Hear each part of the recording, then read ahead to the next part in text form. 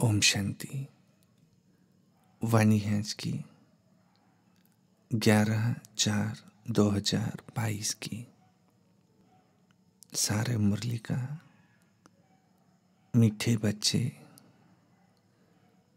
तुम्हारी बुद्धि में सारा दिन सर्विस के ही ख्यालात चलने चाहिए। तुम्हें सबका कल्याण करना है, क्योंकि तुम हो अंधों की लाठी। प्रश्न है, उच्च पद पाने के लिए मुख्य कौन सी धारणा चाहिए?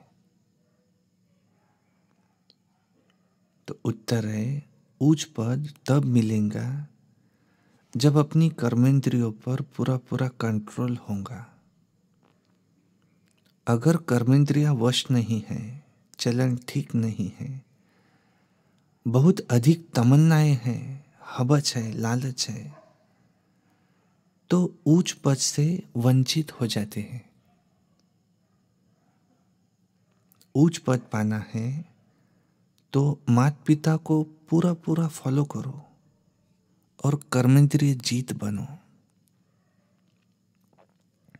गीत है आज का, नयनहीन को राह दिखाओ प्रभु, के पग पग ठोकर खाऊं मैं। ओम शांति। प्रदर्शनी के लिए यह गीत बहुत अच्छा है। अब ऐसे नहीं कि प्रदर्शनी में रिकॉर्ड नहीं बजाए जा सकते, इस पर भी तुम समझा सकते हो, क्योंकि सब पुकारते हैं परंतु ये जानते नहीं हैं कि जाना कहाँ है और कौन ले जाएगा। जैसे कि ड्रामा अथवा भावी वश भक्तों को भक्ति करनी है, और जब भक्ति पूरी होती है तभी बाप आते हैं। कितने दर दर भटकते हैं, मेले मला खड़े लगते हैं, दिन प्रतिदिन रुद्धि को पाते जाते हैं। श्रद्धा से तीर्थों पर जाना भटकना चलता ही आता है। बहुत समय हो जाता है तो भी गवर्नमेंट स्टैंप आदि बनाती रहती है, साधुओं आदि के भी स्टैंप बनाती है, बर्थडे भी मनाती है। अब बाबा कहते यह सब है रावण राज्य का अथवा माया का भपका। उनका भी मेला खड़ा, मेला मला खड़ा चाहिए, क्योंकि आधा कल्प से तुम रावण राज्य में भटकते रहे ना। तो बाबा आकर रावण राज्य से छुड़ाए राम राज्य में ले जाते हैं। दुनिया तो यह नहीं जानती कि आपे ही पूज्य और आपे ही पुजारी, यह महिमा किसकी है। पहले है 16 कला संपूर्ण, पूज्य रहते हैं। फिर 2 कला कम हो जाती है तो उनको सेमी कहेंगे, फुल पूज्य। फिर 2 कला कम होने से सेमी पूज्य कहेंगे। अब तुम जानते हो कि पुजारी से फिर पूज्य बन रहे हैं, फिर सेमी पूज्य बनेंगे। अब इस कलयुग के अंत में हमारा पुजारी पने का पाठ खत्म होता है। पूज्य बनने के लिए बाबा को आना पड़ता है। अब बाबा आकर के हमें विश्व का मालिक बनाते हैं। विश्व तो यह भी है, वह भी होगी। वहाँ मनुष्य बहुत थोड़े होते हैं, एक धर्म होता है। अनेक धर्म होने से भी हंगामा होता है। तो अब बाबा आया है लायक बनाने।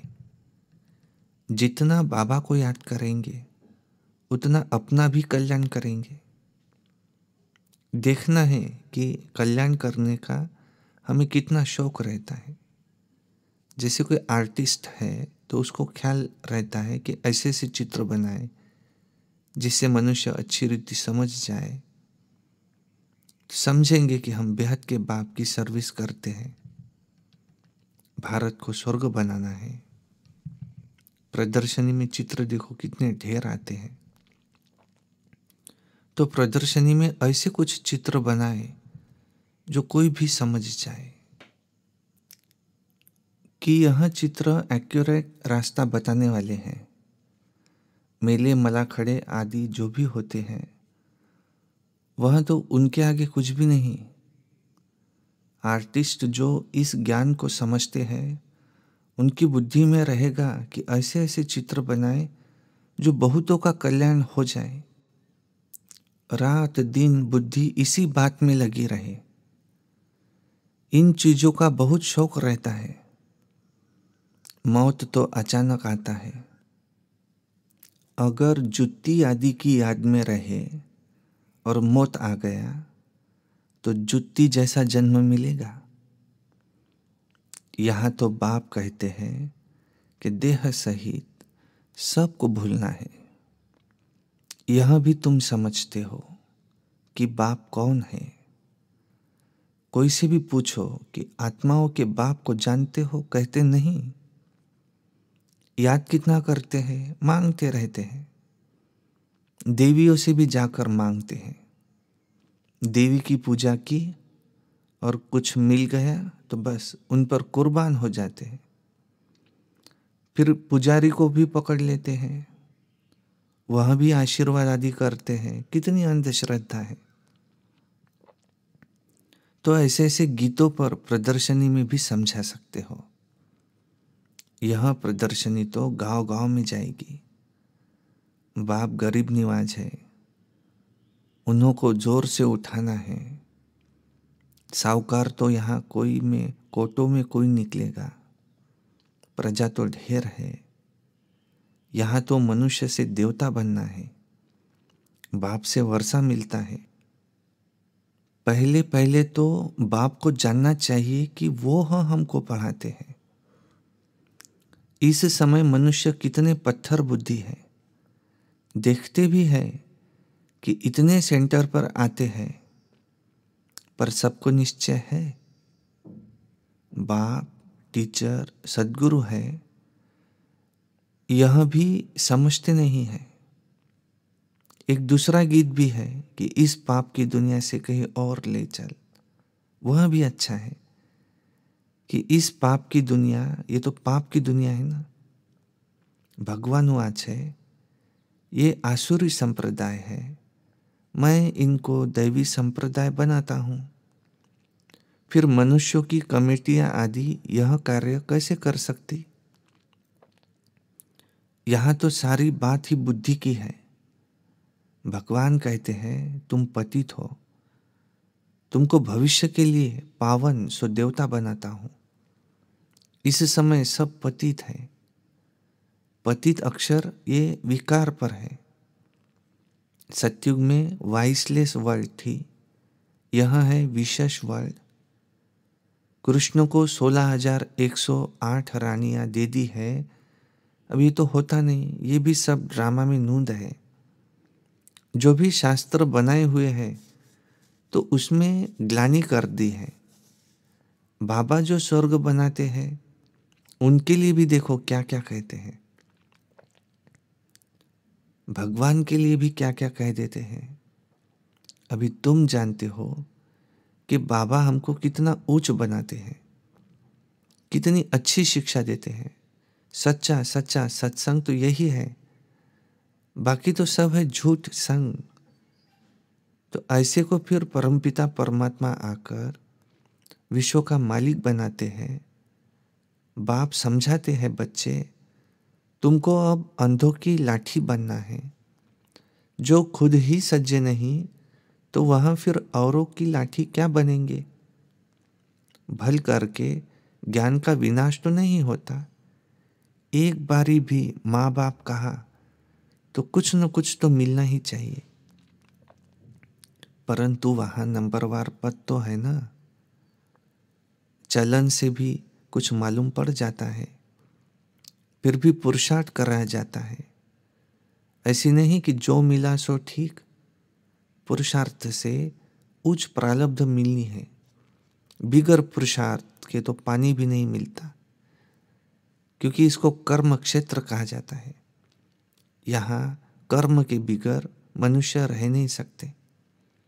कर्म संन्यास अक्षर ही रॉन्ग है। बहुत हट करते हैं, पानी पर आग पर चलना सीखते हैं, परंतु बाबा कहते हैं उससे फायदा क्या मिला?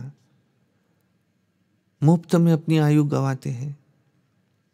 भक्ति की जाती है रावण के दुख से छूटने के लिए, और छूटकर फिर वापिस जाना है, इसलिए सब याद करते हैं।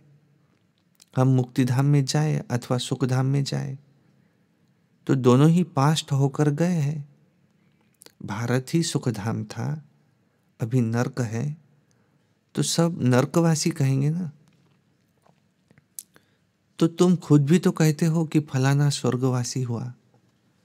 अच्छा, तुम तो नर्क में हो ना, तब तो कहते हैं स्वर्गवासी हुआ। हेवन के अगेंस्ट हेल है ना। बाकी वह तो है शांति धाम। बड़े बड़े लोग इतना भी समझते नहीं हैं, अपने को आप ही सिद्ध करते हैं कि हम हेल में हैं। तो तुम्हें बड़ी युक्ति से सिद्ध कर बताना है। यह प्रदर्शनी तो बहुत काम कर दिखाएंगी। इस समय मनुष्य कितने पाप करते हैं। स्वर्ग में ऐसी बातें होती नहीं, वहाँ तो प्रारब्ध है। तुम फिर से अब स्वर्ग में चलते हो। तुम कहेंगे अनेक बार इस विश्व के मालिक हम बने हैं, अब फिर से बन रहे हैं।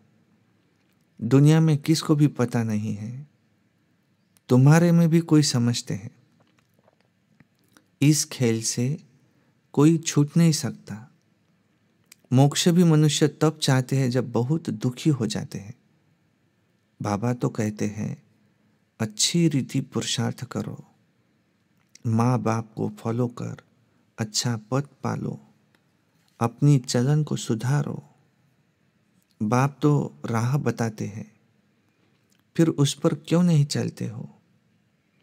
बाबा कहते हैं अब जास्ती तमन्नाएं नहीं रखनी चाहिए।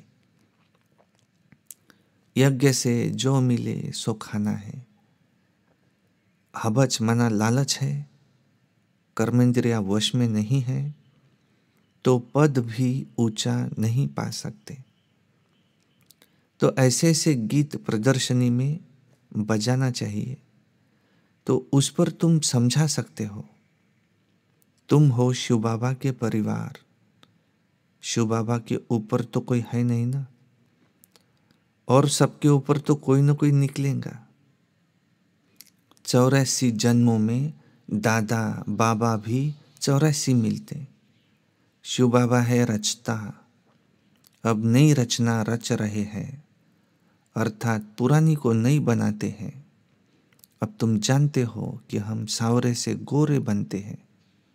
स्वर्ग में श्री कृष्ण है नंबर 1, फिर लास्ट में उनका जन्म है, फिर यही पहला नंबर बनता है। पूरे पूरे 84 जन्म श्री कृष्ण ने ही लिए हैं। सूर्यवंशी दैवी संप्रदाय ने पूरे 84 जन्म लिए हैं। बाप कहते हैं जो श्री कृष्ण पहला नंबर था, उनके ही अंतिम जन्म में प्रवेश कर फिर उनको श्री कृष्ण बनाता हूँ। अच्छा, मीठे मीठे सिक्के लधे बच्चों प्रति माता पिता बाप दादा का याद प्यार और गुड मॉर्निंग। रूहानी बाप की रूहानी बच्चों को नमस्ते, और हम रूहानी बच्चों की रूहानी बाप दादा को याद प्यार गुड मॉर्निंग नमस्ते, सदा रहो हंसते। वरदान है नेचुरल अटेंशन को अपनी नेचर माना आदत बनाने वाले स्मृति स्वरूप भव। सेना में जो सैनिक होते हैं वह कभी भी अलबेले नहीं रहते, सदा अटेंशन में अलर्ट रहते हैं।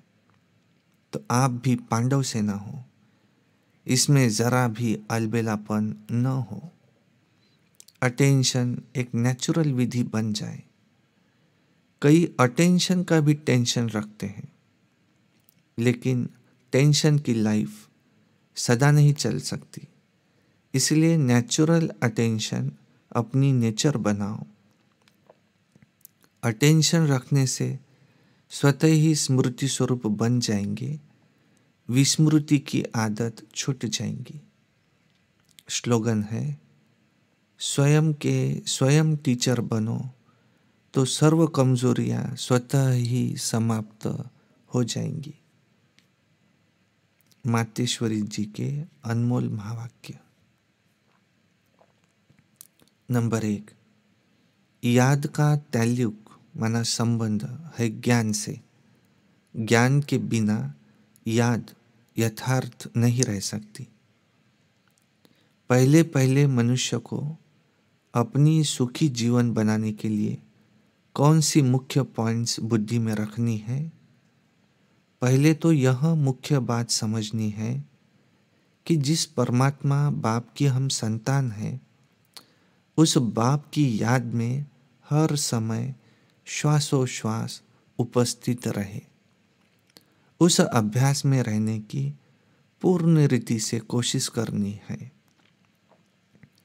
अब श्वासोश्वास का मतलब है लगातार बुद्धि योग लगा रहे, जिसको निरंतर योग अटूट अजपा जप याद कहा जाता है। यह कोई मुख से जपने वाली याद तो नहीं है, और न कोई मूर्ति सामने रख उसका हमें ध्यान करना है, परंतु यह बुद्धि योग द्वारा याद रखनी है। अब वो याद भी निरंतर तब रह सकती है जब परमात्मा का पूरा परिचय हो, तब ही ध्यान पूर्ण लगेगा।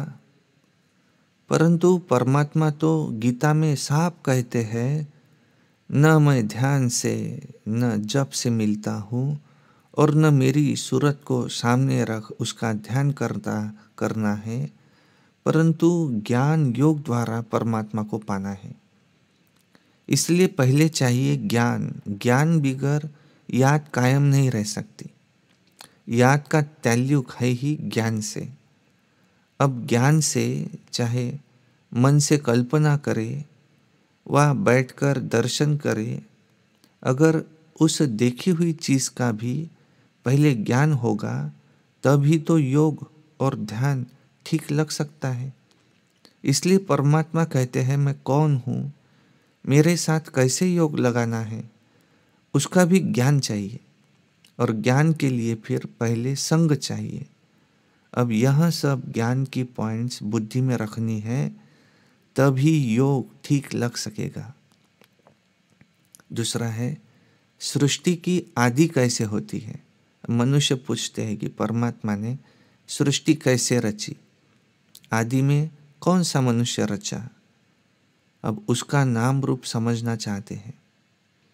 अब उस पर उन्हों को समझाया जाता है कि परमात्मा ने सृष्टि की आदि ब्रह्मा तन से की है।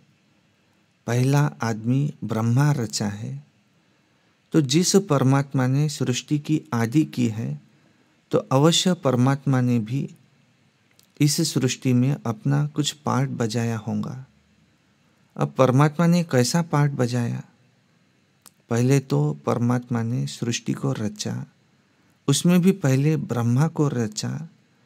तो गोया पहले ब्रह्मा की आत्मा पवित्र हुई, वही जाकर श्री कृष्ण बनी। उसी तन द्वारा फिर देवी देवताओं के सृष्टि की स्थापना की। तो दैवी सृष्टि की रचना ब्रह्मा के तन द्वारा कराई। तो देवी देवताओं का आदि पिता ठहरा वो ब्रह्मा। ब्रह्मा सो विष्णु बनता है, वही श्री कृष्ण का फिर अंत का जन्म है ब्रह्मा। अब ऐसे ही सृष्टि का नियम चलता आता है। अब वही आत्मा सुख का पार्ट पूरा कर दुख के पार्ट में आती है, तो रजो तमो अवस्था पास कर फिर शूद्र से ब्राह्मण बनती है। तो हम है ब्रह्मावंशी, सो शिववंशी सच्चे ब्राह्मण। अब ब्रह्मावंशी उसको कहा जाता है जो ब्रह्मा के द्वारा अविनाशी ज्ञान लेकर पवित्र बनते हैं। 3 नंबर है ओम शब्द का यथार्थ अर्थ। जब हम ओम शांति शब्द कहते हैं तो पहले पहले ओम शब्द के अर्थ को पूरी रीति से समझना है। अगर कोई से भी पूछा जाए कि ओम का अर्थ क्या है, तो वो लोग ओम का अर्थ बहुत ही लंबा चौड़ा सुनाते हैं। ओम का अर्थ ओंकार बड़े आवाज से सुनाते हैं।